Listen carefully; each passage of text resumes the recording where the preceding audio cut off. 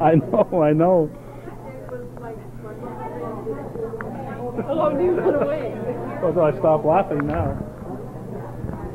I tell you, wives, they're hard to get along with sometimes. Hard to get along without, too. That's true. I wouldn't want to find out what that'd be like. Calvin Castine here at St. Edmunds Hall in beautiful downtown Ellenburg Corners. Judy Castine on the camera and trying to direct the show here as we're going. And with me here, dressed in pink, that matches my pink ribbon, is Pam Demore of the Log Cabin Quilters Guild. Now I see you finally got a shirt there. I was looking at this picture from 2002. Yeah. Well, no, they I didn't have the shirt on that day because I wore it the day before. I guess. I'm sure that, I don't know why, or maybe I wore it the next day. I don't remember why I didn't wear mine that day. But I did have the shirt. But I just wasn't wearing it that day. But I had a quilted vest on. Okay, so now you have the official Log Cabin Quilters shirt. The uniform. And we are here for the biannual. Our third biennial quilt show, yes. We have been here for all three. And this is our best show ever. And for anyone who's missed it, I'm sorry, but try us again in the year 2006, the last weekend in August. We'll be back. So, you got the place booked, right? Got the place booked, and we're a staple here now. Well, actually, I was driving up and I noticed the sign for the Altona Fire Department's gun show. You ever thought of combining the quilt show with the gun show? Well, you know, that's a thought, isn't it? You could put the quilts on one side and the guns on the other side, and everybody's happy, so. Well, there's Guns and Roses. There you go. DeCoste sells guns and guitars, so why not? Yes, the 4 Gs, right? Why not? Well, right now we're standing in front of a quilt made by Joanne Trombley. She's one of our founding members, and she's within hearing distance. She's within hearing distance. She's within hearing distance, right there, Joanne Trombley. And this is one of her quilts. I think this is something that the Guild did as a group. I didn't do one of these. It's a toile. And toile is a French fabric. It's usually one color with a white background, and it's a scenery, and it tells a story. So this is, you'll see a few toile quilts here at the show, but it's a beautiful example of the work that the ladies are doing right now. This show is just so fabulous. The judges were just flabbergasted last night trying to decide who would win and who wouldn't, because they said it was the toughest show they'd ever judged. And I'm a judge too. So. That's right. So you need actually, I've put that burden on my cameraman Judy, but we'll see if she'll live up to the challenge and actually pick one. Now this is a whole new word for me. Toile. Toile. Toile. It looks like toil, but it's pronounced toile. It's French. Looks like another word without the T in the end. Yes. Yeah, it's like the word toilet without the T. But it's a French. It tells a story, and that's what it's about. Okay, but now, where would you get the pattern here? What is that? Fabric actually comes printed like this. This is a fabric with the that. scenery. And so what Joanne did is she meticulously cut out these blocks, leaving the scenery in the middle of the blocks. And then these would be like just what was left over, the little pieces. Oh, I see. Oh, okay. So she started with it's what they call a fussy cut. So when they've got their yardage, she cuts out the section that she wants to be in the center of her block. Okay, now I saw you on Channel 5. Yeah. And I was talking about the challenge. And you also said that all the quilts have to be either hand sewed or machine sewed. What else is there? You said they have to be quilted either by machine or by hand. What else is there? Well, people could put in other pieces, like pieces that weren't quilted or pieces that weren't. It couldn't be like something that's crocheted, or you couldn't have like an unfinished quilt. Okay. I didn't know what you were driving at that point. But yes. That's me, not you. That's okay. Okay, all right. Did you mention today that you're doing this for a benefit? Yeah, this is to benefit juvenile diabetes. So if you're seeing this after the fact, which I assume, when is this going to air? We don't know. After the fact. After the fact. And you would like to donate money to juvenile diabetes, you can contact the Log Cabin Quilters Guild. The phone number is 236-5762. If you'd like to make a donation, we would still accept it and pass it along on your behalf. So. Okay. Are you for or against juvenile diabetes? We're way against it. Okay. The sign says, thank you for supporting juvenile diabetes. Yes, well, it's fight against the foundation to fight juvenile diabetes. Okay. Yes. I just wanted to make sure we weren't misunderstood. I get confused very easily, you know. So we're going to look at them all, you think? I think Well, that's the only fair way? Do we have to go on the outside too, or is Well, there something on the back of this one? There's one on the back of that one, yes. Actually, Oh, my I have goodness. one on the back of that one. We should Well, we look can over skip that one then. These are just a nice collection. This is called a 9-patch. It's called that because each block is 9 squares. See? A 3x3 set. So that's a 9-patch. Okay, now, you told us who the first one was done by, and now there are, Everyone's done by it's kind of hidden though, so because the judges aren't supposed to know, right? And this is also Joanne Trombley. Yes, but I'm a judge, so you shouldn't be telling Yeah, I me. shouldn't be telling you, huh? But then here we are covering it for TV, so we should get Yes, give credit where credit is due. right. So Well, this one was made by Marie Demore behind you, and this was a birthday gift for my daughter on her 16th birthday, and my daughter loves flamingo, so this is her flamingo quilt. all right, So Marie Demore made this, and my daughter entered it. it's very flamingo-y. And Marie Demore, I assume, is a relative. She's my mother-in-law. Oh, okay. This was made by Angelette, who is also a relative, a sister-in-law, and it's an Adirondack style quilt. Very nice. This is an applique. Applique is a technique where you sew something onto a background, and these are pieced. And that is all machine quilted. Now, do these all have to have done within the last 2 years, or? Nope. They just should be quilts that haven't been shown in this show before. That's the only prerequisite. I noticed the Silver Sisters are here. Now they haven't. Oh yeah, they're the taking, queens. They're taking notes here, I think. They're just trying to learn how it's done. maybe that's they. what Leona told me. You think they're trying to figure it out? No, they haven't mastered. They're we're not worthy. They're like the queens of quilting in the area. Very well known. Very well known. And I think their show will be next year, right? If they have another one. Yes. Because they've been running. And in their opposite show years. is just their family. It's really amazing. It's just the Yeah. 5 sisters. And well, sometimes their children or whatever. Yeah. Here's another one that was done by one of our members. I don't have, without flipping them all over, I don't know who. But this one was machine quilted. It's beautiful, isn't it? It certainly is. It certainly is. Now, are the Silver Sisters members of your club? They are not. They're in another guild. A rival guild? No, we're not rival guilds. There's nobody competing against play anyone. along with me, will No. you? Well, the whole idea is to educate people about quilts, because quilts are more than blankets. They're a legacy. They're a story that you tell in fabric that you pass along to your family. This is a Hawaiian applique quilt, and these are all traditional patterns from Hawaii. And I don't know the stories behind They look these. like snowflakes. They do sort of. They actually are kind of cut the way snowflakes were when you were in school, elementary school, and you cut paper snowflakes, and that's how they cut them. Oh, when I was in elementary, they didn't know what snowflakes looked like. So anyway, that. these are. But I'm sure each of these has maybe a significant meaning. Maybe it comes from a family or some sort of story behind it. But these are all Hawaiian patterns. Now, This is a typical Hawaiian quilt. Okay, we better come right here now. I guess we don't want to miss anything here. This looks very country here. This looks nice. This quilt is exquisite. Judy, you need to get up close on this one.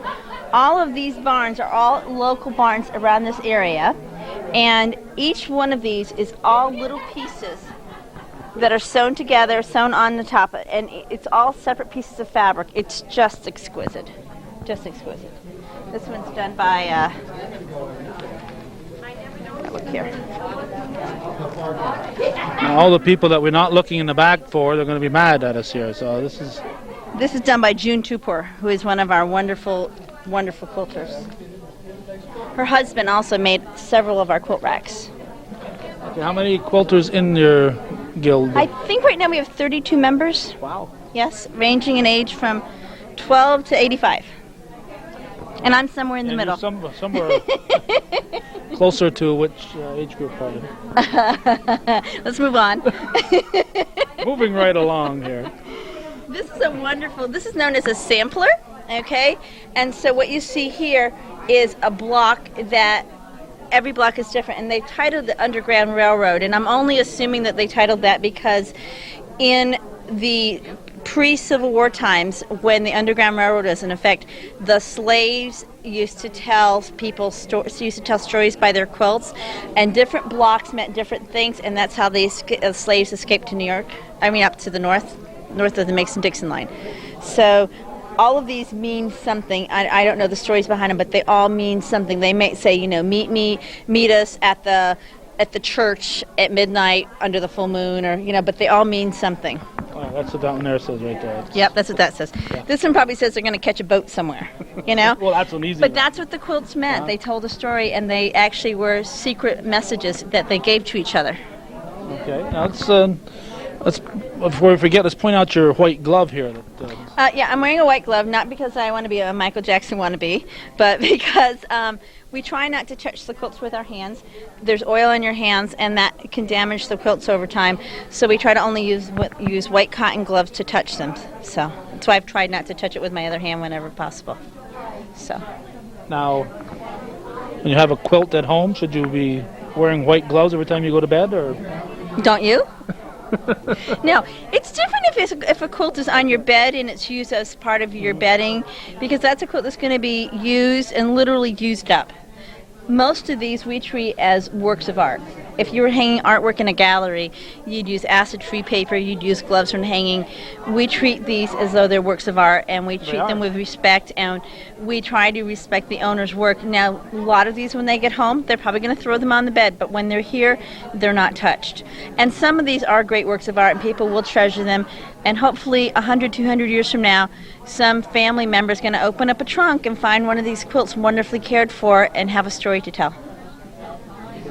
I get teary-eyed just listening to. Did we talk about this one? This one is just called Patriotic Star. I don't really know the story behind it, but it's kind of fun because it has the little button flags on it. You're going to see a lot of patriotic themes now because of 9/11 and the war, and when that happens, you know, there's a lot of patriotic feelings, and so people portray those feelings in their quilts. Stars and stripes. Anytime your arm gets tired, Judy, just stop taping and we'll pick up from that point. Let's go over here. Very blue. Let's get it over this way, Pam, so Judy can see that.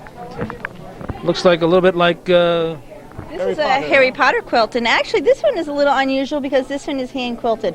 A lot of them that we've looked at are machine quilted, and you're going to find a lot of quilts here are machine quilted, and that's partly because the ladies here have come to the epiphany that it is not a disgrace not to finish your own quilt. When we all started quilting, you had to make your quilts, you had to quilt them by hand, you had to do everything yourself.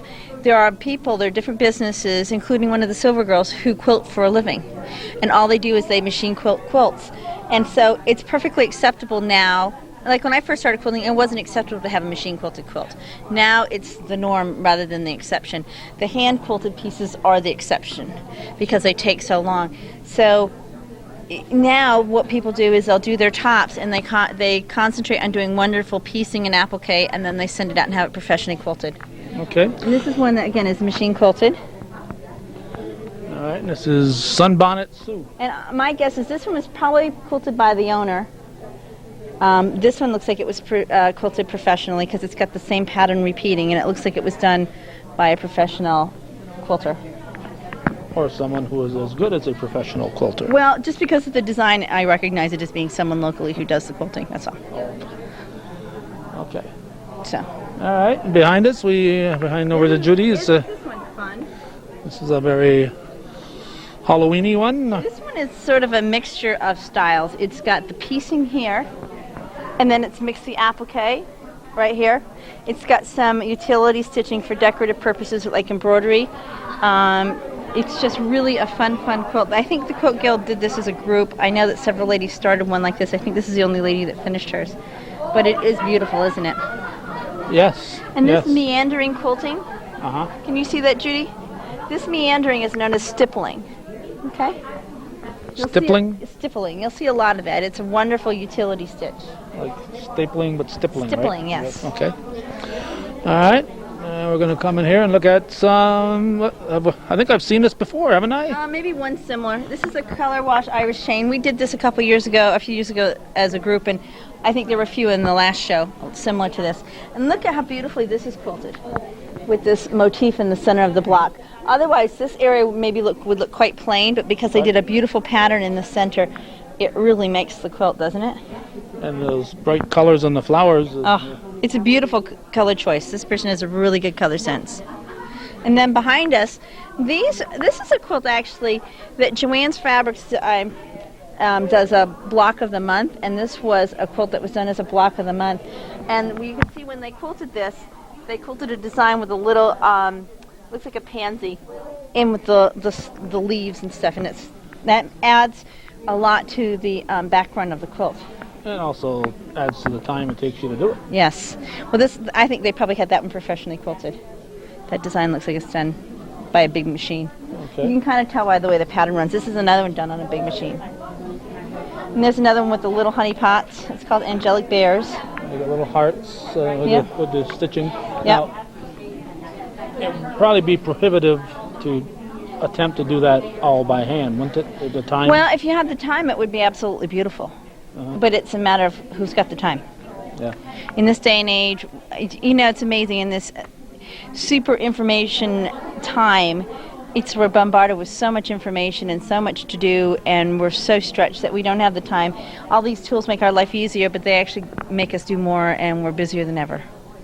Well, that's your last name, Demore. Yeah, Demore. Do Demore.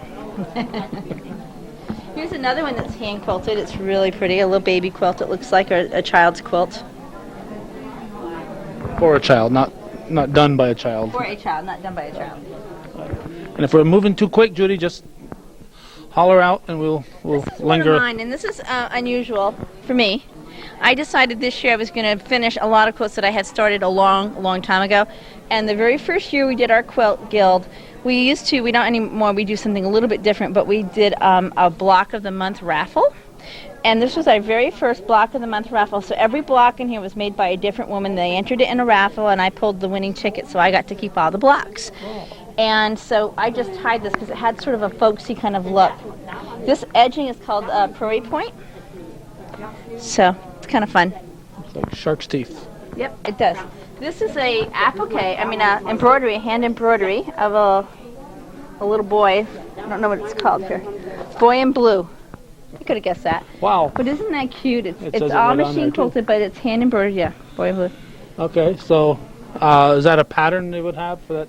It could have been, or it could have been something that she probably had an iron-on stencil that gave her the pattern. I don't know if it came with the quilt pattern or she made up her own pattern. Okay, now you're saying embroidery, and I'm this saying embroidery, stitching. this blue stitching here is embroidered onto this base fabric. What does that mean, embroidered? It means someone took thread and drew this picture in thread by hand. All right. Okay. Yep. And of course, And they this used is to do a lot of embroidering in the past. A lot of those little a lot of people wall had time. hangings. Yeah, people had time to do. This is one with wolves, and it looks like they cut out the wolves out of here and appliqued that in the middle. And outside of the sewing, this was pretty much already. Well, There wasn't a lot of piecing. these pieces were big pieces, and then this is the part that we really maybe took the work right here. But it's kind of fun the way they pulled that all together. Yeah. It's not the amount of time you put into it, it's what it looks like when it's done, right? This one's really interesting. It's got a lot of stuff going on. It's called Sugaring Off the Farm, and it's, you can see it's during sugar time, and they've got the horse, and they're drawing the sap. So. I have to admit, Pam, that my memories of quilts are pretty much little rectangles and blankets. Blankets that Grandma made from old fabric and old coats and different things. How long has it been that this type of a situation here where you'd have a painting of sorts? Well, I think and call it a quilt. I think that this style of quilting, doing a pictorial, well, actually, it's been around since the 1700s, but as far as what we're used to seeing, I would say in the last 20 years it's become more and more received. When you go to a big quilt show, not so much this one, but if you go to like one of the national quilt shows, you're going to see a lot more of the art form of quilting versus something like this one. And then, Judy, if you can spin around, which is, to me, this is gorgeous. This depicts a traditional quilt. Mm-hmm. The different blocks, learning different techniques and putting it all together in a quilt. This is so typical of a traditional quilt where the picture is more artsy, okay? And you're going to find more and more of the artsy quilts versus the traditional, which is kind of sad because this is absolutely gorgeous. And getting more people involved. We don't want to miss over anything, so we'll look at this friendship star. Friendship star. And this is really nice too. This sort of has that 30s feel with those colors. Has that little depression feel. I don't know who made this. Let me see who the tag is. This is made by June Tupper. So Very nice. And this is probably something that she just made with little scraps. She probably just did these, did a few blocks when she had scraps and then tied it all together. So a typical quilter may have several quilts going at the same time? Yeah. This lady earlier in the vendor mall was saying she couldn't start another quilt. She had 4 started. I said, 4, huh? I said, I seem to recall at one point I had over 20 started. And I said, but this summer I finished 6. So I figure now that I'm under 20, I can start another one. And what do? Just roll them up and put them somewhere? I put them in little plastic bins and organize them by their name. Sometimes I don't feel like working on a blue quilt. Sometimes I feel like working on a pink quilt, or I feel like working on a Christmas quilt, or it depends on what I'm feeling. What's the one that's been sitting there the longest? I have one that I started probably 13 or 14 years ago, and it's almost done. And when we moved up here 11 years ago, my husband, bless his soul, and if you're from the South, you know what I mean, he used it as a moving blanket. Oh. Yeah, so it's got some marks on it from the furniture rubbing on it, and it's almost finished. That's the one that's been the longest, and it's almost all hand quilted. It just really needs a little bit more quilting around the border and to be bound in. It's a bed size. And I don't even like it anymore, but I'm going to finish it. That's my next one to finish. Well, it'll come in handy next time you move, right? Yeah. Right, They'll move him in a box. Come over this way here so we won't block Judy. Come to the side of me here. There we go. This one's called Counterpoint, and starring colorful horses, and these are the horses. You see the little horse heads? Very pretty. 10 feet. That's made by Mary Moore. Behind us, this is I don't know, this method, I guess, she's got string quilt, which is probably the name of the pattern. And all you do here is it's like a foundation piecing, where you can start out with any kind of foundation fabric. It could be a scrap, a piece of sheet, or whatever, but you cut it in squares, and then you sew a strip, you flip it over, sew another strip, flip it over, and it's a great way of using scraps. So all of these are just a flip and sew. So when you get done, and I'm not sure, let me look at the back. Yeah. And what she did with this is she quilted it as she went. So when you get done the block, it's quilted. And then what you do is you sew the pieces together, and then you just do a joining strip underneath to cover the seam allowance. So it's quilted as you go. Now, are you telling me that she put every one of those strips in that didn't come that way, the fabric shop? Yes. So this was a square, and then she put batting, and then she sewed the layers, and sewed and flipped, sewed and flipped, sewed and flipped, sewed and flipped. And when she got done, it was quilted and everything. It was sewed and quilted and everything. Okay? Which was a sort of cool way of doing it, because then when you sew the blocks all together, you don't need to quilt them. But you used a lot of different fabrics.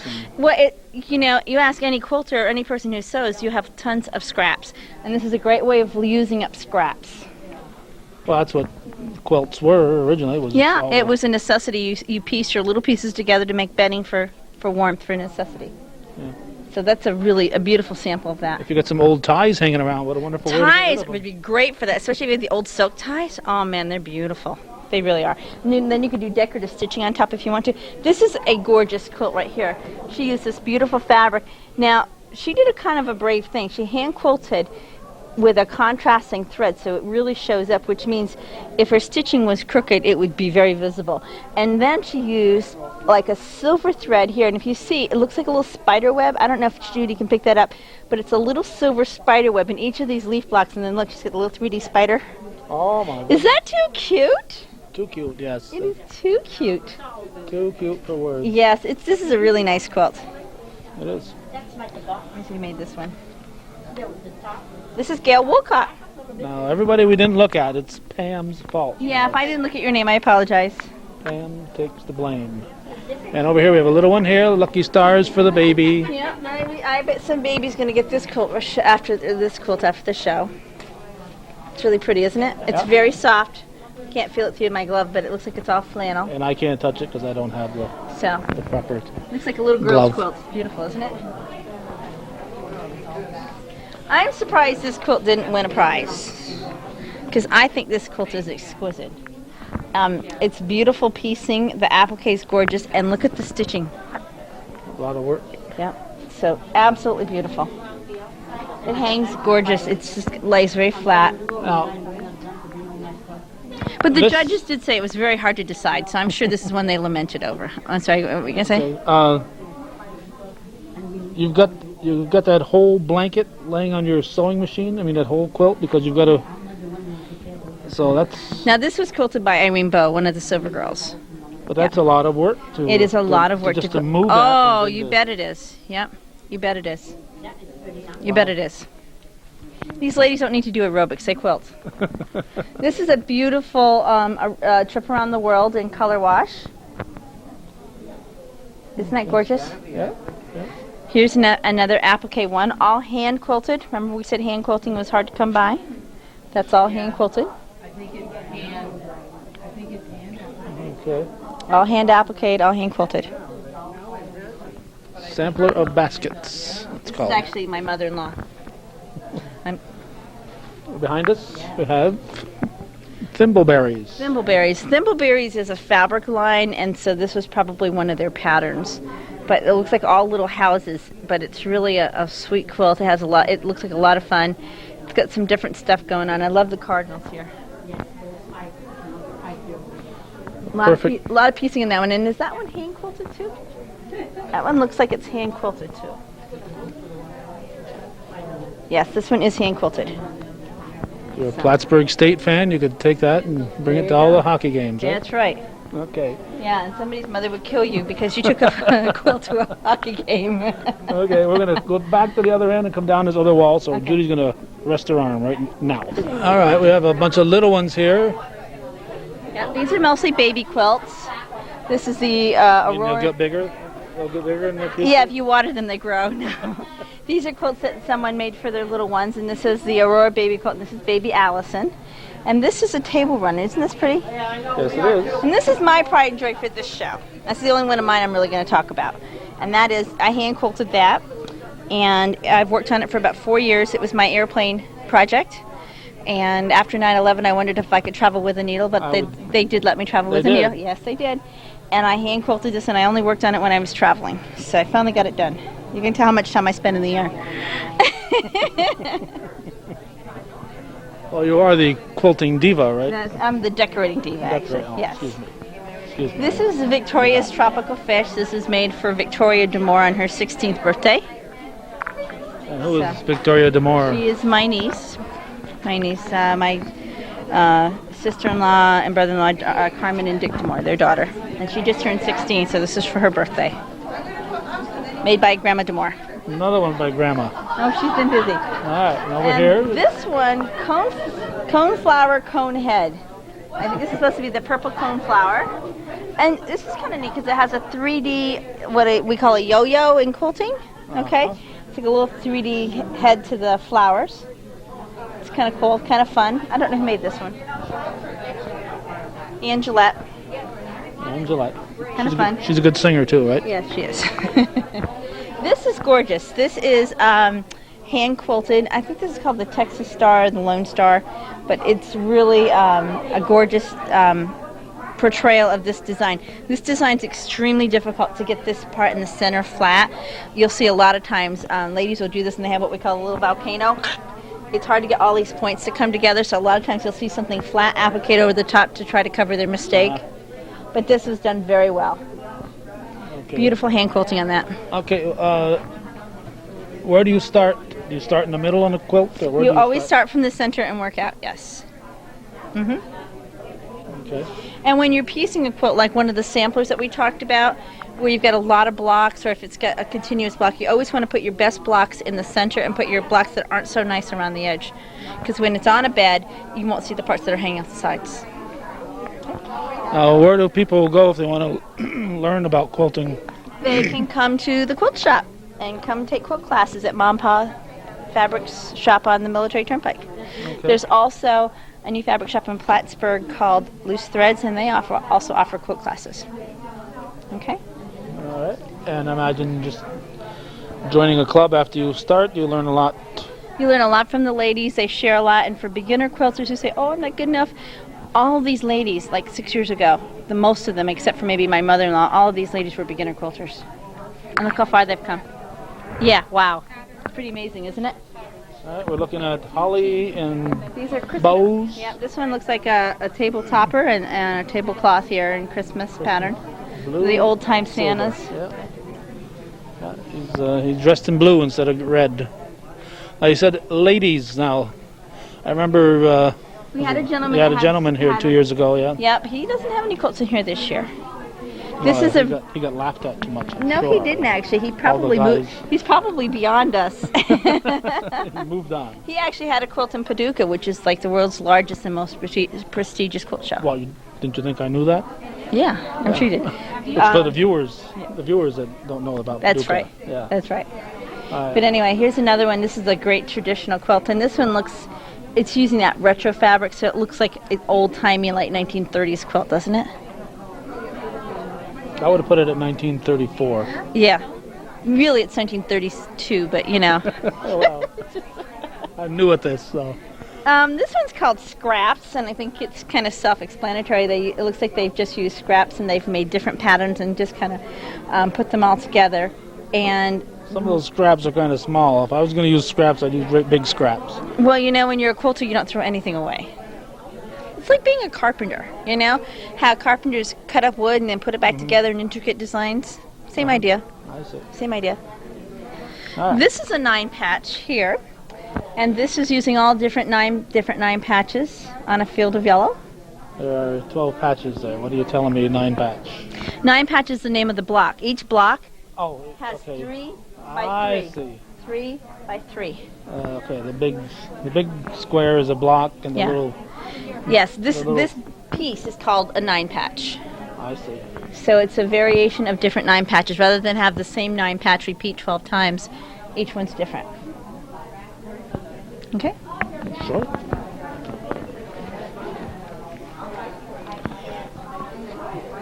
Sunbonnet Sue. We've already seen Sunbonnet Sue. Yeah, well, Sunbonnet Sue has been a popular quilt block for a lot of years, and this one's really fun because this. Can you see the theme behind this, or do I have to tell you? See if you can pick it out. I've picked it out, but tell Judy. January, February, March. See those shamrocks? Ah. April for the Easter eggs. May for the flowers. June for the strawberries. July, August, September, the little apples and the pencils. October, November, December. Isn't that clever? Sunbonnet clever for Sue me. for every day of every month of the year. Isn't that fun? It's a calendar. She's a calendar. This one's sort of fun. It's called the 3-hour baby quilt, although most of the girls agree that it takes a little more than 3 hours. But some of the books have catchy names like the 3-hour quilt or the quilt in a day, and this was a pattern called the 3-hour quilt. Nice, simple, big blocks, you know, that you can sew together rather quickly. And if this looks like you're just cutting triangles and sewing them back together, it's not. We do quick cut and sew methods where we actually take a big piece of fabric and like sew it in X's and then cut in between, and that's what gives you these blocks. So if you come to the quilt shop and take a quilting lesson, you'll learn how to do these methods. It's way faster than you think it is. All right, Here's a cool one. yeah. This one's very cool. It's called Baseball Cap Logo. So let me see who did this. This kind of piques my curiosity here.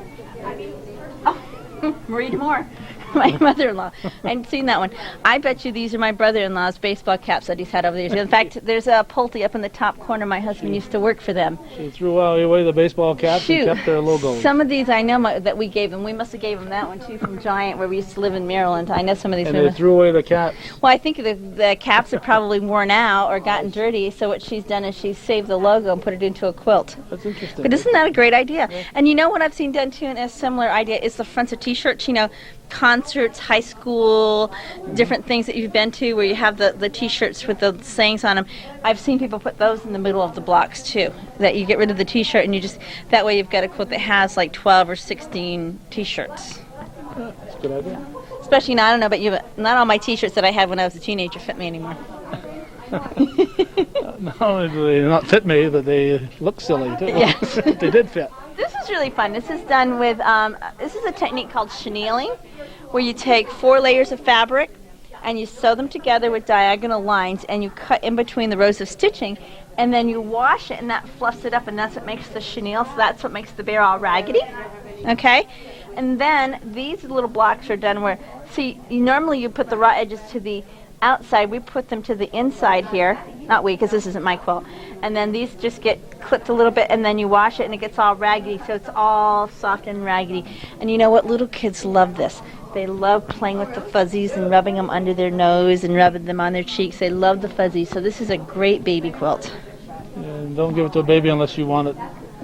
No, but you know what? You can't want it back because that kid's not going to let it go. A lot of these ladies will do these for their babies, their grandbabies. It's a labor of love. They know that they're going to get used and trashed and abused, and they're not going to be treasured. And dragged. They're not going to be open a trunk 100 years from now and find this one because this kid's going to use it till it's nothing but thread. Right. And that's good. Yeah. That's a good thing. The Linus syndrome. Yeah. All right. And this says, well, I'm not really sure. Friendship. Oh, friendship. This might have been a swap where a bunch of friends swapped fabrics. I'm not really sure what the story is behind that, but it's a lovely quilt, isn't it? Yep. And that one block is different, and I don't know what that means. We'll have to call Catherine Gagne and ask her. All right. What the heck are you doing with that block? Okay. Call her and say, hey, Aunt Kay. And it looks like all of these people are my relatives, but they basically are. You know, when you come from Altona, everybody's related. Some more than one. You get divorced, you'll still see her at the family reunions. Well, you know, it's funny because my grandfather had 6 boys in his family, and out of the 6 boys, one of them never married, 4 of them married sisters, and the 5th one married the first cousin. So in my family, everybody had a Grandma Rebidoux. All of my cousins had Grandma Rebidouxs because that's all they're, you know. No, they didn't marry their own sisters. They married sisters of each. Sisters of their wives. Right. This is a beautiful one too. This says, this quilt is being donated to St. Patrick's Church in the Chateauguay. There's a raffle in October. So if anyone wants to buy a raffle ticket, I think this quilt is being donated for a raffle. There you go. Isn't that gorgeous? I bet this is one of the Silver Girl quilts too. That's just a guess, but I'm thinking it is because it's for the Chateauguay raffle. Anyway, I won't look under it too much. All right. Come along, Judith.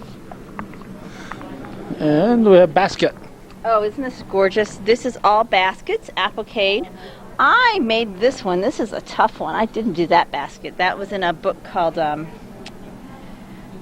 come to me after you guys leave, but I have that book at home because I remember making that same basket out of different fabrics. But this is a gorgeous quilt with showing all different types of techniques, sewing techniques, different kinds of ruching. Ruching is where you gather the fabric up like this. There's some embroidery for the veins of the leaves. Here's some more embroidery up here. Very nice. How long did it take you to learn the vocabulary of quilting here? There's a lot of new words. I don't know. I've been quilting for a long time. I've been teaching quilting for about 12 years, so. But my mother-in-law is really my quilting mentor, Marie Demore. So you speak quilt very fluently. Yes. All right, we haven't seen this one, another calendar quilt. Yeah? Okay, well, what's October doing up at the top there? Is that? I think she probably just mixed the order up a little bit because of color palettes. I'm not really sure why they're mixed up that way. But I think they are mixed up a little bit. Okay. So. I would assume this is December because it's the candle. Robin might be April or... Yeah, maybe April or May. Yeah. I would think the hearts would be February. The flowers might be like June. Or May. And butterflies in December. Yeah. This is probably an autumn one here, October maybe. Not really sure what the calendar is for all of them, but they are a little bit out of order. But sometimes when you do things like that, and that's an example, if she had them all in the order that they were supposed to be in, it might be real heavy with reds here and yellows here or somewhere else, and standing back it's not appealing to your eye. So when someone looks at this, they look at a quilt that's beautiful, they don't think about what it's about. If the title wasn't on there that said calendar quilt, you wouldn't know that that's what it was, right? That's correct. Even the one that was pretty obvious, I didn't know. Okay, here's some small little doodads here. Yeah, this is our wall hanging and other stuff collection. There's some different types of designs here. Reading this one, it says, if we accept the blood of all that keep us free, we must walk beside them as brothers. So it has all the different wars. Well, let's hope that that's a complete list and we don't need any more. Oh yeah, I guess so. I'm all for that. Okay. Some applique, American flag. because remember we said the patriotic theme. You're going to see a lot of that. This is fun. This is mixed media because it's got some crochet doilies, it's got some buttons, it's got 3D flowers, and that's really a lot of fun to do something like that. This one too, it's got the little straw bow on it, you know, with the buttons. These are wall hangings. These are wall hangings. Here's another one with the 3D hydrangeas. Isn't that gorgeous? That won an award. That's really beautiful. I love this one. My new quilt I'm going to start now because I can start one. It's going to be red and white. But I love the red and white. You got to have 20 going at all times, right? Well, you know, yeah. I love this one. This one to me is so much fun. It's got these little seashells as coconuts and like these little Christmas tree ornaments, these little lights on the cabanas, and this has got little shells on the cabana, great stitching, little sunglass buttons and little palm trees and the little fish net with the little shells and the little seahorse and the little driftwood. Is that too cute? That is. That is, look at the little starfish here. Look at the little bamboo fishing pole with the little hook on it. I mean, so cute, the little straw hat. It's just so cute. Some placemats with mitered corners. This is a tricky application, especially with stripes. They did a great job on that. Tough to match up, huh? Tough to match up. This is the Silver Sister Challenge. Try to say that fast. Silver Sister Challenge. And by the seashore. By the seashore. So anyway, this is their challenge, and it's just for exhibition. It's not to be judged. And they have some beautiful quilts they've shown us here. And I believe all of these are hand quilted. Yes, they're all hand quilted. Okay. Beautiful work. Yes, indeed. And now we've got some. All right, we have garments. What are these doing in here? This is our quilted garment category, and we have some lovely pieces here. Let me pull this over so we can see it. We've got some lovely pieces done by our members, and they're all a little bit different. Now, would you have a liner in there normally? Because, you know, I would think you'd want to have a... Well, these are things that the ladies probably wouldn't wear every day. I see. You have to be in the right crowd to wear one of these. No, I can just see wearing that anyway. Oh, I touched it. I'm sorry, I touched it. Whoever, the owner of this probably would wear this to special Christmas parties and definitely to a quilt function, a Christmassy quilt function, because something like this is a gorgeous jacket, but maybe someone outside of the quilting world would not appreciate the beauty that goes into it. No, they really don't. And, you know, it's funny because, and I'm just going to point at these while I'm talking, I was traveling to, I don't remember where it was, I think it was California, it was somewhere far away, to teach one time for someone that I didn't know. It was a for a sewing machine dealer, and we never said, you know, this is where we're going to meet or this is what we're wearing. We never coordinated any of that. And I get to the airport and I'm thinking, I don't even know what this woman looks like. So I get down to the baggage claim area. I'm waiting for my bags to come. I sit down and the woman sits next to me and she's got this quilted vest on with these stitches that I recognize from my sewing machine. And I'm like, are you Karen? She goes, are you Pam? But it was, I recognized the vest because I recognized the stitching, and it was pieced like this in strips. And I'm thinking, you know, you don't wear that in every crowd. So anyway. In California, you can do anything. Yeah, but these are all very gorgeous here. This is a little dress. Oh, a quilted dress. Isn't that gorgeous? Yes, it is. And look at this little denim vest. Isn't that sweet, using the different parts? I don't know if you can see that. Yeah. Very cute. Yeah, Cute quilted vest up here. Little belt loops. Yeah. Okay. And then behind us we Sunny have days. this beautiful quilt done in yellows and blues. Actually, that's one of the quilts I'm working on in my pile of at home. I have a purple and yellow at home. I love yellow. It's so much fun. This is called Sunny Days, and it really is a gorgeous quilt. And what she did is she alternated the blocks with plain blocks. And that's sometimes an easier way to get your quilt done because you don't have to piece every single block. Plus, it gives you some, you know, like white space. You know, like when you design advertising, when you do a poster or something like that, you always have to have a little bit of white space. And that gives your eye a place to rest. So it's comfortable for your eye to look at this quilt because of those white spaces. Okay.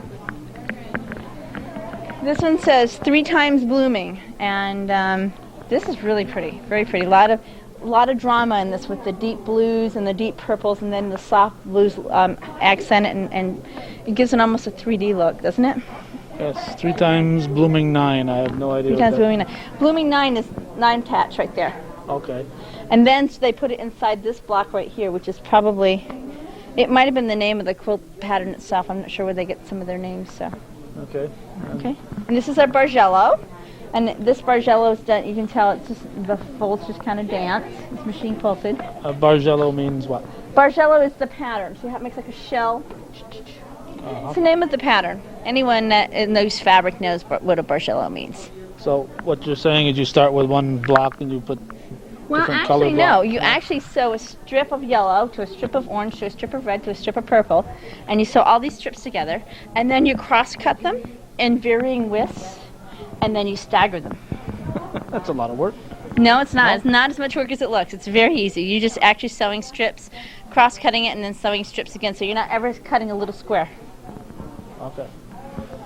Unless you made a mistake. I'd be cutting a lot of little squares. Yes. Purple stars for Courtney. This, I bet you Courtney owns this quilt. This looks like a little girl's quilt. It's just gorgeous, isn't it? Soft purples. Little girls love purple. Purple's the color of transition. Did you know that? No, I didn't know that. It's another reason my kids like purple, because they're always changing. I see. Very pretty quilt. And this one's all hand quilted also. All right, this looks like more like an old-fashioned type of This quilt. is called Scrappy Star, which is, again, what you and I would consider an old-fashioned type of quilt used with a lot of different scraps. And they have all the stars, and then they've used their scraps to go do the surround, the sashing around each block. And it's really pretty, isn't it? Very colorful. Yep. Very, very And then nice. it was machine quilted. Machine quilted. Got a little tote bag. Isn't this cute? Look at this little tote bag. See? You can do anything with You quilting. can do anything with quilting. This one is a nice mixed media of the applique with the piecing, and it's got nice applique corners. It's called Antique Rose. Very, very nice. Another little tote bag right here. A tote bag. Oh, actually, this is a backpack. Uh-huh. This is called Opus. This is a different quilt method. Keep Sorry. jumping away. I just want to make sure Judy can see. This that's is a all. different quilt method because this is what's known as Quilt Smart. Quilt Smart. And what it is, it's a fusible webbing, okay, that's fusible on one side. And you sew your fabric onto this fusible, and then you turn it right side out, and that leaves you a piece with finished edges.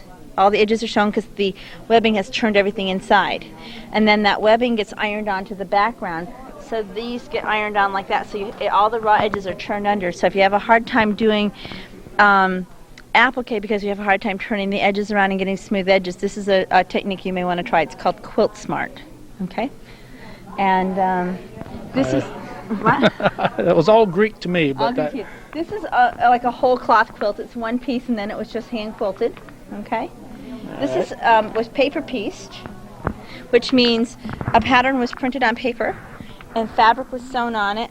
Sew, flip, sew, flip, sew, flip. So this was flip and sewn.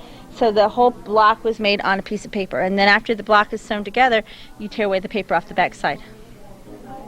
Okay. uh-huh. Sunbonnet Sue again. Here's She's back. Sunbonnet Sue. Man, that girl gets around, doesn't she?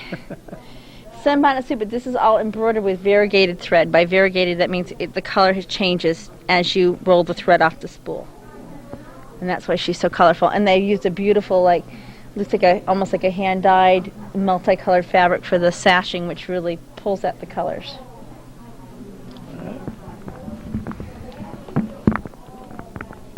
Road to Thimbleberry. Yeah, this quilt again is done with the thimbleberry fabrics, which tend to be more woodsy and country, and you can see there's little mooses and pine cones and stuff. It's very Adirondack looking, and it's all hand quilted, and it looks like the quilting pattern. I don't know how well we can see this, but there's a quilting pattern. It looks like a mommy bear and two babies, and then trees, Christmas trees or pine trees, and then the mommy bear, and then two babies, and then the trees. So it's really a cute quilted pattern. I've never seen that stencil before. Either they made their own or it's just one I haven't seen. But great stitching on that. And yeah, it's all flannel, so I bet this quilt is just really warm and fuzzy. This is probably a quilt that they're using at home, like to watch TV with. Nice and warm and fuzzy. Kind of small. Big enough for one person. Oh, big enough for one person. And you know who really loves quilts, especially the flannel ones? Cats. Cat. If you have a flannel quilt anywhere in a 100-yard radius, the cat is going to find it. This one's all stars here, and it looks like, this is really interesting because it looks like an Irish chain. See the rows of these squares, how they make a row? That's an Irish chain, okay? but there's a star in the middle. So what they did is they did a block for an Irish chain, but in the corner of the block, they did the corner of the star. So the 4 corners make the complete star. Isn't that interesting? Now, before you start something like this, do you have it all figured out in your head? Or? Oh yeah, we know exactly how they're going to look. Nah. That's why there's so many unfinished quilts, because you get halfway done and you think, man, this looks like crap. So ever that I'll never finish that one? I have decided life is too short to finish ugly quilts. So that's why I have a lot of mine that I will never finish. And what I do is I take my unfinished quilts or my blocks that I don't like, because even though I don't like it, doesn't mean someone else isn't going to like it. I donate them when we have like our silent auctions, or we have do our teacup auctions. I donate them back to the guild, and someone else can cherish them. Right. Good word. Good choice of words. These, to me, I don't know the history behind this quilt, but to me, these look like they were made at different intervals with different thread, which tells me that this is probably an antique block that someone found in a chest or was passed down in their family. I'm just guessing, because so I don't know the story, but it appears as though these are maybe antique embroidered blocks that were put into a quilt and finished into a quilt, and that's probably why they're so far apart. There's not that many of them. But they look rather old. The embroidery doesn't look like it was just done recently. It's beautiful, isn't it? My next quilt's going to be red and white, so it's a good inspiration for me. I love this quilt. It's got a lot of red. This quilt, and there's another one on the other side in yellow, is a really fun quilt for a beginner. It's so easy. Just one big square of fabric, the sashing, another sashing, and so on. You can put this whole top together in less than a day. Well, you've got to do all that. The quilting? Well, Yeah. then you have to quilt it. You could tie it, or you could send it out and have it professionally quilted, which is what this person did. Yeah. But that whole top can go together in less than a day. So if you're a beginner quilter and you want to make a bed-sized quilt, this is an excellent project to do. And this fabric is available at Mom Pa Quilt Shop on the Turnpike. Comes in different color combinations, but she's got the directions and everything on how to make it. All right. Now, right behind us, we have more Scrappy Baskets. I think we already had that title here, didn't we? Or Scrappy Stars. Yeah. Now this is Scrappy Baskets. These ladies were in a scrappy mood, weren't Yeah. they? Yeah. Well, they're. I always say when life hands you scraps, make a quilt. Yeah. Anyway, this is again someone using up their scraps, and they did these little baskets. It's a cute quilt. Very, very folksy. All right, a wacky pinwheel. This is a process called stack and whack, and what we do here to do stack and whack is this fabric right here, which is our focus fabric. You layer, I think it's 6. Yeah, you layer 6 layers of fabric, and you cut the triangles with a rotary cutter. You cut through all 6 layers, but you layer the 6 layers of fabric so the pattern is in the same exact spot, and you cut triangles, and so you're cutting 6 triangles of exactly the same fabric. Does that make sense? Mm-hmm. Every one of these stars is the same piece of fabric from this piece of fabric, or these pinwheels. But because these pinwheels are cut in a stack and whack, they all look different. So this one looks different from this one, looks different from that one, and so on. But they're all the same fabric. Well, they cut it in 4, right? Not 6? No, you it's said 6? 6. 1, 2, 3. Well, maybe it's more. I don't know. But however many sections it takes 8. to go around. I Maybe think 8. it's probably 8 6 or layers. 8. Yeah, maybe it's 8. I don't know. But they layer the fabric on top, and that's what gives them their pattern. Okay, and you cut with what? A rotary cutter and a straight edge. Oh yeah, there's lots of special quilting tools. You use like a vinyl mat with a grid on it. You use a special ruler, a clear ruler, and a rotary cutter, which is sort of like a pizza cutter for fabric. Okay. Yeah. That's what I envisioned. Okay. Yeah. All right, let me jump this way. This one's 2 times blooming 9, and we saw one that was 3 times blooming 9, right? Right. And there's the 9 patch, and the other one had the diamond over the top. So maybe this is a variation of that same pattern. Only I don't know why they call it 2 times blooming 9, but this is the 9 patch right here. Yeah, all kinds of lavender and purple shades here. It's really pretty, isn't it? It's a purple rainbow. It sort of has sort of that color wash, so it starts light and it gets darker as it gets to the outside. Mm-hmm. Very intense. All right. This one's called Pathway to the Stars, and beautiful hand quilting on this. This is absolutely gorgeous, and they've done rounded corners, which is a nice feature if it's going to hang on a bed, to have a nice rounded corner. And it looks like they've really been precise with their piecing. I like how they quilted this, how they did little like arches around the points, because it softens everything and makes it look puffier than it is. Really nice quilting pattern on that. And again, this would be a sampler because all the blocks are different. And this technique where they're like this, where it's instead of being square, it's like it's diagonal. It's called on point. So they're set on point, which is a little trickier because now after she sets it on point, see, she has to still work in all these borders around it. This was actually sewn as a triangle, as that was, and that was, and that was, and so on. And then that all gets put together so it looks like these blocks are just laid on top of the big square. It's an optical illusion. But the application on this is stunning. It really is. And again, you would have started in the middle on this, or what? For quilting it, definitely I would have started right here in the dead center, and that's probably where they started.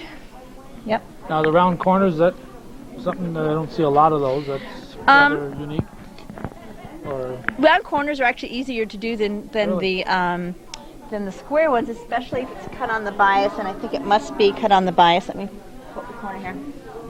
Yeah, her binding is cut on the bias. She did a beautiful job with that. See, it's a nice rounded corner. You can't get those curves if you don't cut your binding on the bias, and I always cut my binding on the bias. I'm a real stickler about that. I would expect that. Yes. Oh, no, it's 2 hours. Fine. We are fine. We've gone 56 minutes. It doesn't seem like more than 5 or 6. Yeah, I know. Time goes by fast when you're talking about quilts, doesn't it? I know that. Now, this is a fun one. This is one I think you might like. It's sort of masculine. It's called Ducks in Flight. I'm sort of masculine myself. Yeah. Yeah. It's the Irish chain pattern with the duck blocks put in between. Very nice, isn't it? Yes. Machine quilted.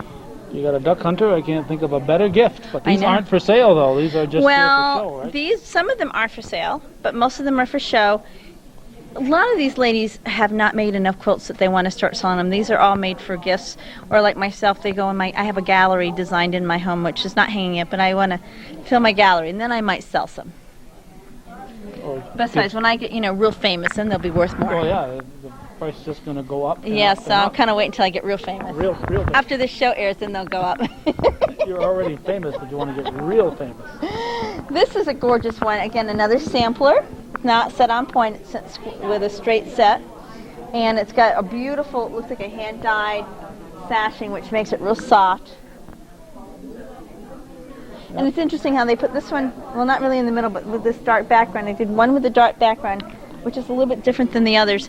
Yeah. Sometimes when you see something in a quilt that's like obviously different, it's done intentionally for a reason. You hope. No, and one of the reasons could be, and often is, in the Amish traditional quilting, they intentionally put in a mistake. I'm not saying that that's a mistake, but they intentionally put in like a block of a different color or a block going in a different direction. And the theory is only God can make a perfect thing, so people shouldn't try to make perfect things. So they make a mistake to show that they're human. So it's kind of cool. Oh, I am very human. There you go. Now, before we jump to the next one here, speaking of becoming famous here, one of your old cohorts is very famous here. Lori Rothman is doing the Wall Street every day. There she is. I know, my buddy Lori, who's been married now about a year and is very happy living in New York City. On Wall Street, doing the Wall Street report. God bless her. God bless her. I wouldn't want to live in the city. I'm a country girl. Because you and Lori and Cindy Fitzgibbons used to be a regular feature. That's right, on Channel 5. That's right. This one I love. It's called Storm at Sea, and it's got all these seahorses and fish in the center.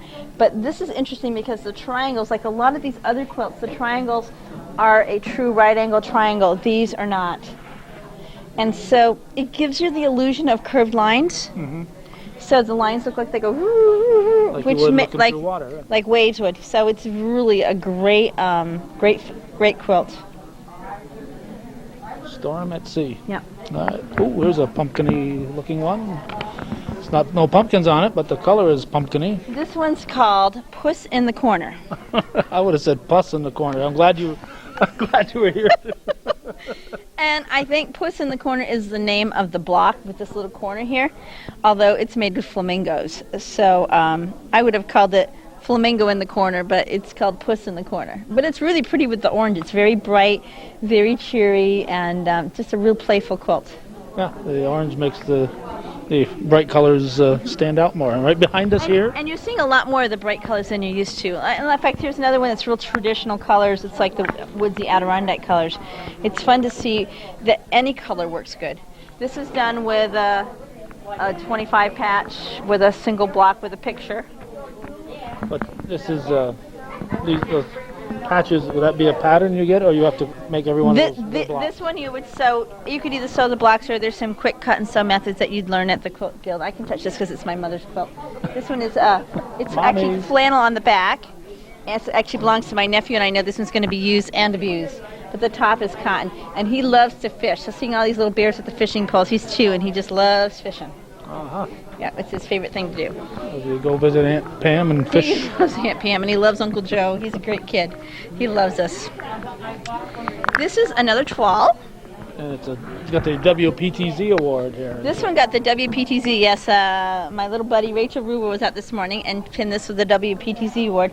This belongs to Marilyn Dezanne, and she's been a member with us for quite a while, and she was thrilled to win that award. So that means when she went around, this was her favorite quilt of the whole show. Here's another quilt from the, we looked at one similar that was from the Joann's Fabrics Block of the Month, and this is quilted in a different quilting pattern, so it has a little bit different feel. Again, though, just a beautiful, beautiful quilt. How many people would you say have quilts? You said you had, what, 32 in your club? We have 32 in our guild. I would say we probably have at least 20 people that have quilts here.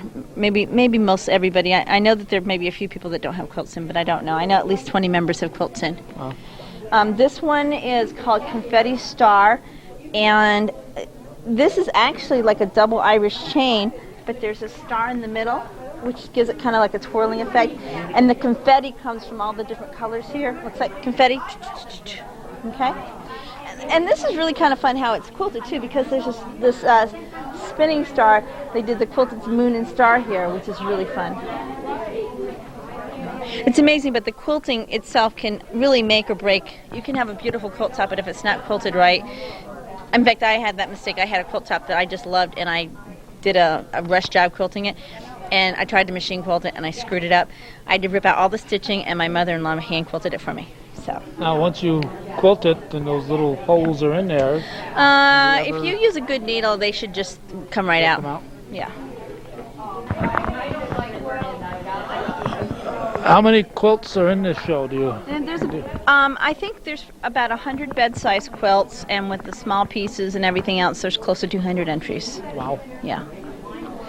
This quilt is called, the pattern is called Magic Tile, and it's a really cool pattern. It's a great quilt to make if you're not an experienced quilter, because it goes together fairly easy. It's really fun to do. I've taught this as a mystery quilt, and what a mystery quilt is the students don't know what they're making. They get the steps one at a time, and it's not till it pretty much all comes together when they figure out what they're doing. So it's kind of fun. I did this in Pennsylvania, Somerset, Pennsylvania, for a retreat as a mystery quilt, and they loved it. It's a fun quilt. It's a great pattern. I haven't seen an ugly magic tile. No matter what fabric collection you use, they all look fabulous. All right. Here's another scrappy star again. Just a really wonderful traditional quilt. This one was tied with the little cotton ties. Yes, to me, That's what quilt is supposed to have cotton little ties. And this is probably the kind of quilt you're used to seeing, maybe that your grandmother would have made, that style of quilt, right? Yeah. Yeah, mine too. But I have those little pieces of thread Little on them. pieces of ties, I know. And my brothers and I, we used to rub it under our nose when we were little. This is remember we looked at the Bargello earlier? Oh, how could I This forget? is a Bargello heart. So instead of mine doing the Bargello like this comes like this way, and then it makes a heart. Isn't that gorgeous? Yes, it is. Now, I probably would have wanted to put the heart right dead center. Well, it kind of is, but see, you're looking at the star department. So if you look at this is the heart, you see? Or if you look at, I don't know, well, maybe you're, I think it's still, well. I'm not condemning it here. I'm Yeah. just saying that when I do my Bargello blue heart, Oh, it'll be okay. right in Yeah, dead yeah, center. yeah. Yeah, but see, if this is going to go on a bed, that part's going to be folded over, so this would be the center on the bed. Okay. Good answer. This quilt, I'm not really sure about this one because I haven't talked to the person who made it, but it looks to me like they either had the fabric that had all the flowers or they hand painted it, I'm not really sure. But each one of these flowers is different. And each one has a different border, and then they were pieced together with this star and the sashing. And I just think it's a gorgeous, gorgeous quilt. I just love it. I just think it's one of the prettiest quilts here. And I just love how the colors flow. It's just got a lot of energy, a lot of good feelings about this quilt. And notice how flat, see how flat it hangs? Mm-hmm. That's a mark of a really well-made quilt, that it just hangs so flat like that. Hangs straight down, yeah. Mm-hmm. All right, first of all, looking at a quilt that I saw at the Moore's Bicentennial celebration behind Leona over there. And those are all of historic buildings that are in the town of Morris, and that's their quilt. We just got it here on display so that people could see it who haven't seen it. And you can see they're all a bustle here, some of the ladies at the show here. And next to it, we have what we called our quilt challenge, and we challenged our members to make a quilt to be donated to charity. And all of the money raised from the sale of these quilts is going to be donated to juvenile diabetes. So we have this one with the star, the yellow star, called Big Star Little Sneaker by Mary Moore. And then I can't read the title of this one, but I think it's calendar, and it's supposed to be like the months of the year with the sneakers. And then this one is Sunbonnet Sue. There she is again. Yep, and those are all for sale. So if you want to buy a quilt for a good cause, and this you can actually make the check out to juvenile diabetes, and it will go directly to them. So it's a tax-deductible contribution. So, wonderful, wonderful. All right, if they don't sell here, they can contact your group? And they can contact our group to see if they're still available. Okay. And this is a quilt called Color Scrap Star, and again, using up our scraps because we want to use them up. And very, very pretty, well quilted, very colorful. And we're still running here. And here's another one. I love this one too. This is the Big Blue Star. And again, that's a sampler. It has a lot of different stars. What's different about this one is they took like half of the stars and made a border. And that's a really nice idea. That's a little bit different. And I think maybe they did that so that they'd have a row in the middle versus, 2 rows, not have so actually you have a center row, which is really a nice effect. But that, I like the way that they did that. It's really a nice way of doing it. And then this one is called Crystal Stars. Crystal Stars. And this is really lovely too because you've got the contrast of the navy blue on the white background. And that's just got a lot of punch to it. There's a lot of drama in that quilt. All right. Now, so far you've liked every quilt. Now, you want to tell us any ones that you don't like? Those are the ones that are still at home in my boxes. They're yours, just unfinished ones. This one won the Judge's Choice Award. It's a hand-quilted piece by Marie DeMore, my mother-in-law. And this is actually one of my personal possessions. I own this quilt, but I didn't quilt it. It's three-dimensional. It's three-dimensional, and it's got some great stuff on it. And she's my quilting mentor. This one, to me, would seem like it'd take a long time. Yes, it took a long time to do that. But I will tell you, some of these blocks were in a class that I taught. Like this is one from my class, and this one, and this one, and this one. That one, that one. She's one of your students? Yeah, she's one of my students. She takes classes from me. She does it her own way, though. All right, here we have Sunny Day. Here's another one. We had another one that was Sunny Day similar to this. So I'm thinking this is probably the name of the quilt from the book. But again, really a pretty, pretty quilt and beautiful quilting. When you quilt in a dark color like that, it has to be perfect. If it's not perfect, it's going to slap you right in the face.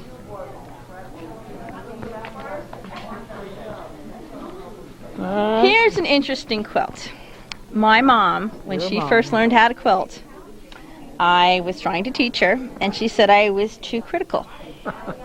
And I would tell her, Mom, your seam allowances have to line up, and you've got to be careful about your points, and you got to do this, and you got to do that. And she thought I was just a really horrible teacher. So, needless to say, we stopped working together. But she went on, and she's taken other classes, and she went back to look at this quilt, which she had started 10 or 11 years ago, and realized I wasn't a horrible teacher. She was actually a horrible quilter at the time, and can't believe. So she said, I'm going to finish that quilt. So she actually took the time, she machine quilted it, and it's finished, and you can see where it's not quite even, but this is just an epiphany to her of how far she's come in her quilting. And I can't even tell you which quilts here are my mom's, because I know she's got some beautiful ones here. I haven't pointed any out to you, but she is a beautiful quilter now. But this is just a great testimony to how far she's, you know, you come a long way, baby. But she wouldn't mind me telling you that, because she tells people anyways. But this is one of her first quilts. Her color sense has gotten a lot better for her fabric choices and her piecing ability. Plus, she sews on a much better sewing machine. When she got this, she had an old crappy sewing machine, and now she sews on a very sophisticated, state-of-the-art computerized sewing machine. So it makes a difference too. The tools make the difference. Well, I can imagine. Yeah. Yes. Okay, let's go this way and let Judy go that way. And This quilt is come to me. This quilt is one of the quilts that our guild did. They did a different pattern every month, and that's one of the block of the month quilts that they did. Or it was actually called a row of the month.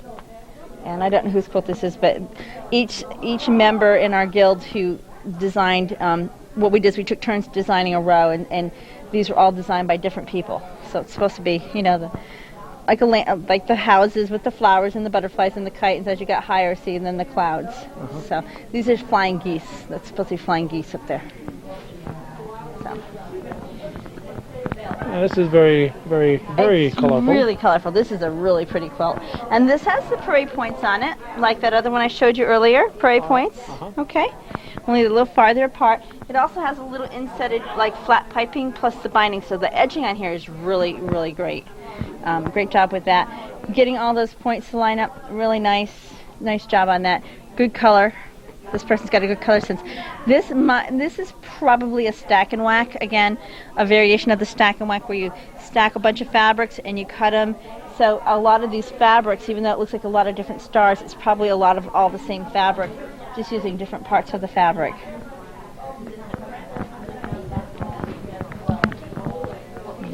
We're keeping the camera rolling, and Lucky Stars again. Called Lucky Stars, and it's again maybe another scrappy quilt. Someone had a lot of different fabric. It looks similar to some of the others that we've looked at.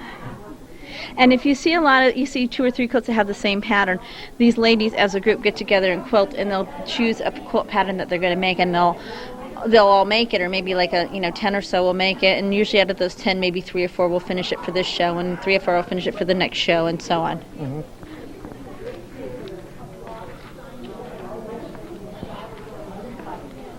Scraps from the past. Scraps from the past. Now this looks like 1930s fabric. Okay, it's all, I'm assuming, because I know most of it is reproduction fabric, called a line called Aunt Grace. It's available at Mom Pa Crafts, and these fabrics resemble the old feed sack fabrics of the 30s, and probably stuff that you kind of looks familiar to you. Maybe your grandmother might have used. Did she use feed sacks? I don't know. No, you don't know? Okay. No. Well, my family did. And the feed sacks used to have these little calico prints.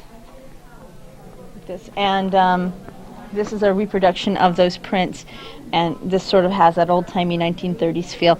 And they've used traditional patterns that would have been used in the 30s. Traditionally, in the 30s, because it was during the Depression, they used a lot of bright colors, soft, bright colors, because they were, depressed. It was the Depression. Times were hard, times were not fun, so they put fun in life into their quilts and pretty colors to make things prettier at home. Brought a tear to my eye. Roses. And this one's like the blue one that we saw before. I said, again, a great starter quilt if you want to do a beginner quilt. This would be a real fun quilt to do for your first time out. Okay? Okay. If you wanted to do a bedside quilt. Judy's going to do it, not me. Yes, Judy is. Judy's going to do it. Oh, you don't want to quilt with Judy? No. I'll criticize her instead. Okay. Some things never change, right? This is, again, Sunbonnet Sue, a different Sunbonnet Sue. And again, they probably use some of their scraps, but it's really a wonderful quilt. Wonderful quilt. A lot of different hand stitching on here. Actually, it's all hand quilted, and then it's tied in between. So it's a little, again, another mixed media of different techniques, which is nice to see.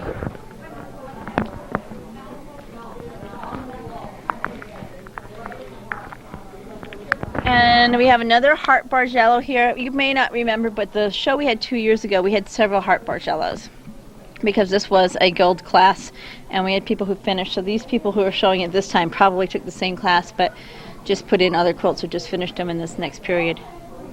And again, the heart is not... Yep, I think in the that's just. center where I would think it's put it. just where the pattern put it. Yeah. I actually have a heartbreak jello at home that my mom made me, and when it's on the bed, it's just breathtaking. It really is. It's really mine's blue and yellow.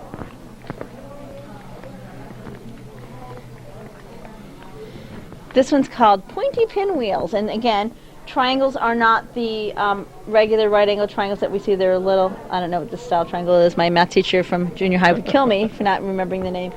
But it's an elongated triangle, so it looks like a little pinwheel. Again, all hand quilted, very nice. This one's called Colors of Season. Now this looks like it's I think it's hand painted using those what do they call them? You know those pencils that you color with, and then anyway, I think it's done with those fabric crayons. Fabric crayons is what I'm looking for. And hand painted with fabric crayons. It's absolutely gorgeous. It looks like a painting, So you doesn't don't it? ever want to wash it then. Huh? No, I think that once you heat set it, it's permanent. And this one's, another soft flannel one. It says Winter Warmth and Lucky Stars. Again, a really nice 8-point star, all done in flannel. Really cozy, isn't it? Yeah. Looks warm and something to sit down and watch hometown cable with. This is called Done Finally. It's right at the end. Oh yes, there. I know this quilt. I mean, I know part of this. This is looking familiar to me because I designed that block up there, and Oh, upper left-hand corner, the one with the 3D one. I designed Oh. this block, next to the left. and what other one did I design? I did 3 here, but I don't remember what other 2 I did. I think I did that one right there. That one, that Okay. one, and this one. This was a block of the month project, probably 3 years ago, 4 years ago maybe, and these were the block of the month projects. And I was on the block committee that year, so each person on the committee designed 3 blocks. And so again, the 3D one up there was mine. I think the spinning star and this. I know this one and this one. I think that spinning star was the other one.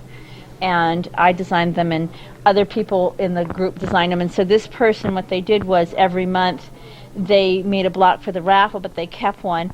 And so then they designed the centerpiece, and this is called a medallion quilt. When you have a big center motif, and then it's surrounded by other stuff, this is a medallion in the middle.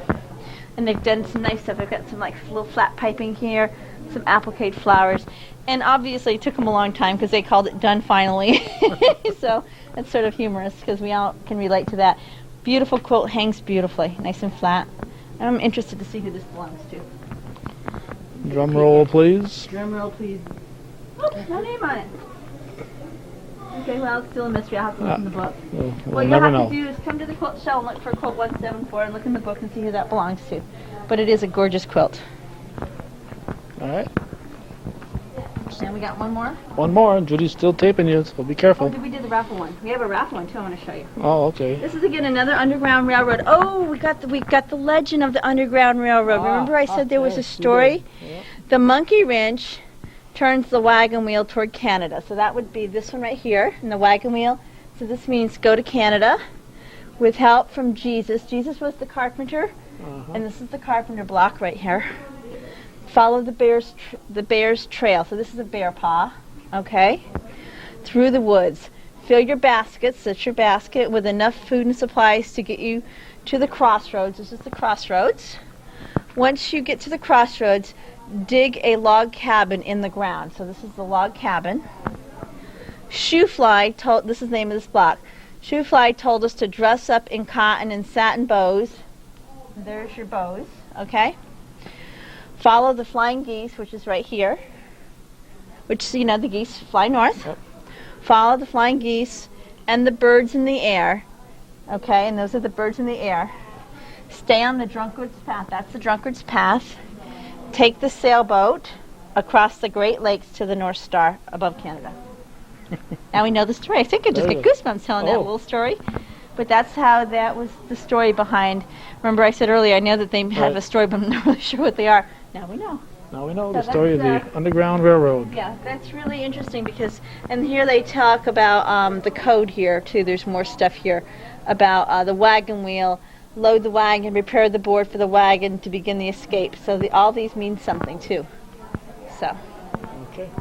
and last one I'd like to show you is our challenge, our raffle quilt, which is our block of the month that we made into a quilt. All right. This is our raffle quilt that we'll be raffling off the end of the day tomorrow, and this is the days of the month blocks, as you can see, January, February, March, and so on. And it's going to be raffled off tomorrow, so by the time this airs, it'll already be in the hands of somebody. Some lucky winner. But next show we'll have another raffle, so they need to come out and see. And if Judy, if you pan over here, these are our workers that scooted out of the way so that we couldn't see them. So we just want you to see. Everybody works really hard. They didn't want us to see them working. So now you guys have to tell us which one is your favorite to get the Hometown Cable Award. All right. Judy will choose that in a moment, so don't go away. Okay, we have the winner. I'm not sure how I'm going to stick it on there. I'm just going to hang it there and let them pin it on with their white. Oh, there are some pins here, so. This is it. It's Apple Log Cabin, and we looked in back there. It's Bernadette Nichols, and I think it's one of the Silver Sisters. So, but Judy's influence helped me to decide on this one. So we are pinning it with a coveted Hometown Cable ribbon, highly coveted, I should say. And if nobody sticks themselves on the back of the pins, we'll be all set. We want to thank Pam Demore for spending an hour and a half roaming around with us. I want to thank Judy, my wife, for running that camera on a Saturday afternoon. This is the third biannual Log Cabin Quilters Guild show. So in 2006 they'll have another one. Next year we'll look forward to the Silver Sisters annual or biannual show. So seems like every year there's a quilting show, and that's fine with us because we always enjoy these. Thanks for watching, and again, thanks for Pam, and thanks for Judy for running that camera.